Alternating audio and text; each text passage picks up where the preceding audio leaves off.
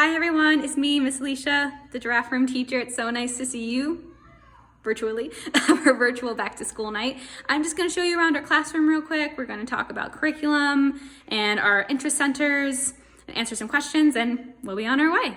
All right, here we go. All right, so this is an overview of our classroom. This is our sitting area for snacks and lunches and sometimes our centered play. All of the seats are identified with their picture. It gives your child a sense of ownership and identification and eventually some independence. Their cubbies are also personalized, which is super cute. These are our bathrooms. Anyone who is potty trained or training has a picture on their door. This is our diapering area. This is our library. Our library is open most of the day, actually, with an exception of like nap and meal times. But anytime we're doing the center play, like library is always an option. I love the library. This is our math and manipulative center. This is for math and counting and shapes, also for fine motor skills. This is our imaginative play as well as some gross motor skills. This is science, which is all explorative. So we like to bring in like real items for them to explore. So like last week we had sunflowers. These are from our nature walk last week. I'll be bringing in pumpkins eventually. That'll be fun. These are all the blocks where certain people really love. It's gross motor skills. Over here, we have dramatic play.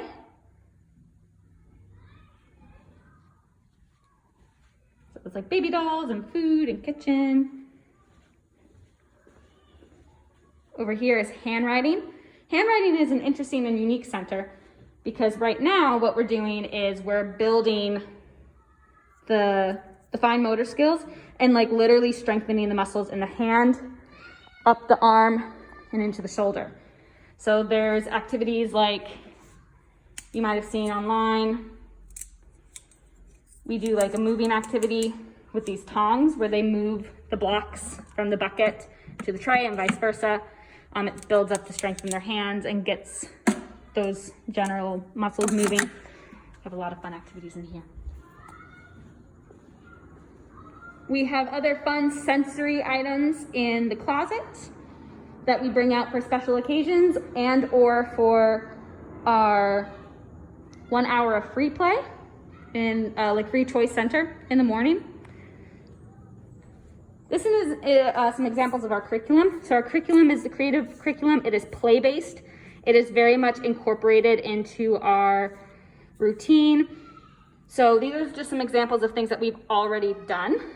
So we have language learning, social, emotional, motor, and physical. So we had like balance on a beam, which was literally just this blue line, and we've been using it in transitions or whenever it's natural for them to just practice balancing. And you can do these things at home, like on the edge of the rug. The calm down place, we've incorporated into our day-to-day routine. This is our quiet place. Have pictures of your families. And we have books where they can just like chill out and rest if they need a minute to catch their breath. Neighborhood walk. This was actually our nature walk. So like our neighborhood is really just all around outside. So that's where the leaves came from. So this is learning language because we were talking about what we saw outside, what color were the leaves, how many could you find? Like we were all talking as we were walking and identifying things. This is our motor. This was construction zone. So we've been bringing out the big blocks during our free choice time. And it's just like play, like building up towers and seeing how high they can go, all that good stuff. So our schedule is, so our schedule is 7:30 to 8:30 is hello, goodbyes, that's breakfast. We do transition centers. We open up like 2 or 3 centers. From 8:30 to 9:30 is free choice center play. So we bring out some sensory things from the closet. We put them on the tables. Next week we'll be introducing free range art as a center. We open up the bulk of the centers and they can go from center to center. Each center ties into our curriculum, as you could kind of see. So like we have the balance on the beam that we use in transitions. Quiet place is social emotional. The blocks are all motor. So we open up the centers, but then as like whatever our main objective is, we might make sure like that thing receives a lot of attention. We draw a lot of attention to it and make sure that like every child gets a chance in the blocks. Or if the main objective is the motor, right? So that's 8:30 to 9:30. 9:30 is snack time. In between each activity, we wash our hands. So we have to wash our hands before and after meal times and before and after going outside and anytime they touch their nose, which means they're washing their hands a lot right now. Lots of hand washing. Oh, and then before and after pottying as well. So we have our snack, we have our morning meeting, which all of our stuff is actually conveniently out here because we just had morning meeting. Everyone has a dot.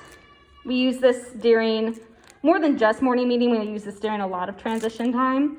But we set out the dots and they, we make it an activity. They can walk from walk the balance beam to their dot, for instance. We do music and movement. I do roughly about 3 songs depending on the day. And then we do, excuse me. We do numbers. So we count how many friends we have. Of course, everything's gonna fall. And we use these. We talk about numbers. We look outside and we talk about the weather and what we're wearing, which is all social emotional. We talk about our shapes and our colors. A lot of the time we just go through all the colors, but we make sure to always hit the featured colors and the featured shapes of the week. So for instance, this week is red and green, right, for apple trees. So make sure that we talk about red and green. We bring in other colors as well. Then I read about, 2 to 3 books. So like this week we've been reading Chicka Chicka Boom Boom. We've been reading Pig the Pug. And we've been reading, is he in here? Might not be in here, but we've been reading Pout Pout Fish as well. So yeah, so then from, right? Yeah, so 8:30 to 9:30 to 10. And then 10 to 10:30 is morning meeting. 10:30 to 11 is outdoor free choice. Where we go out to the playground, we take a walk. If it's in the curriculum for the week, like I'll bring out a gross motor or physical activity if it's better suited for outside. And then we come inside, we wash our hands, we do transition centers, I heat up lunches, and then we eat our lunch, we do diaper and pottying. Pottying we do all throughout the day. Diapering we do as needed as well throughout the day. Then they go and they have their nap or their rest time. So they can rest on their cot. If they don't sleep, that's okay. We're just chilling out. We're resting. And then we wake up around 3 o'clock. Again, hand washing, snacks, transition centers, wash hands again. We go outside, come back inside, wash our hands. And by that point, we're in pickup mode. And 4:30 to 5 is more, you guessed it, more transition centers. And then they go home. So we did have this question about overview of academic goals for the year. So this room is a transition room. We're getting them ready to go upstairs. So right now, we're building their independence. We're building their language skills once about 2/3 of the class or 3, we'll start incorporating things like handwriting without tears, and we'll start incorporating Jolly Phonics. We are going over letters and numbers and shapes as it comes up naturally throughout the play. Every single play activity is a learning moment. And then on top of it is reinforced during our morning meeting. So we're definitely learning letters, we're learning sounds, and all of our social emotional stuff is verbal retell. Right? Okay. So I think that's it. We'll be talking about pottying at another time, but feel free to message me for any questions, anything you want to add, any clarifications. And yeah, I'm really enjoying teaching your kids. It's a really sweet class. This room is actually the size for about 20 kids, but we have 10, and that has proven to actually be really great because all the kids get more one-on-one attention and they really get to explore the room, and and we have some like really cool things. Like, I really didn't want them to burn through their resources. So a lot of our toys and activities are like Monday, Wednesday toys, or Tuesday, Thursday activities, and it makes the room consistently engaging. So they don't come in and they're never bored in the Giraffe room. So, yeah, I've really been loving teaching them. We're working on practicing kindness and gentleness and independence and using our words and all of that good stuff. We'll be introducing more advanced curriculum at the 2/3 mark.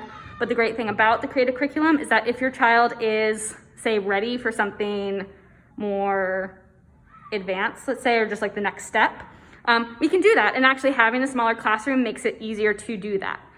So yeah, your child is always playing, which means they're always learning. So every play moment is a learning moment, and we're having a really great time here in the Giraffe room. Okay, I will talk to you guys soon. Enjoy your night. Goodbye.